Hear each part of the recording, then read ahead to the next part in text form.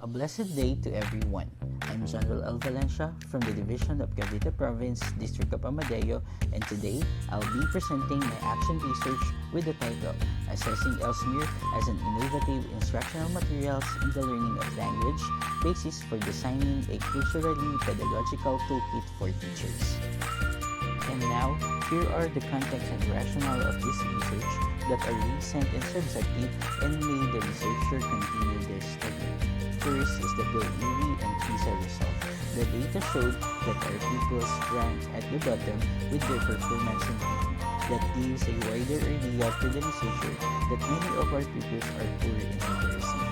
Second is the COVID-19 that affects the modalities of learning on how teachers guide their learners in reading, especially in the primary level, enabling them to study independently.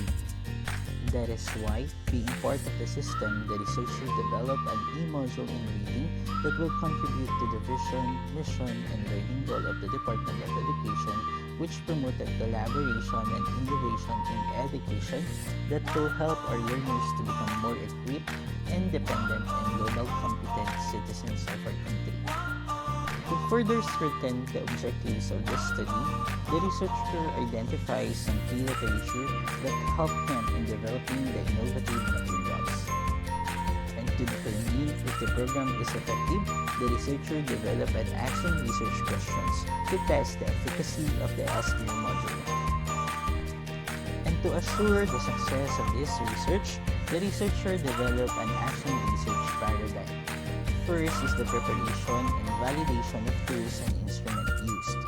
Second is identification and classification of participants using the standardized tools PIL-ERI. Third is conduction of pre-assessment before the implementation of the program. Fourth is the implementation of the E-Lsmir. Fifth is conduction of post-assessment. Sixth is gathering, analyzing, and interpreting the data. And seventh is giving conclusion and recommendation. For the statistical treatment, PIL-ERI tools was used to identify the focus respondent of this research. Descriptive method was used to get the ST and mean of the collected data. Pretest formula was used to identify if there is a significant difference between the data given.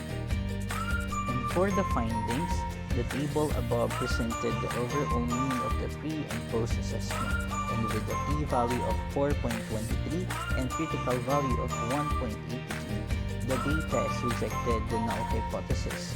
Therefore, there is a significant difference between the result of the pupil's assessment before and after the implementation of the program. For the conclusion, as per the data gathered and analyzed showed that the participants improved after the utilization of the program, as the distribution of the score skewed to the left means that most of the participants got a high score or perfect score. For the recommendation, continuous use of E-Lsmir was advised. Wider scope of dissemination is suggested for better result of data. With this, the researcher would like to end his presentation by saying thank you and God bless us all.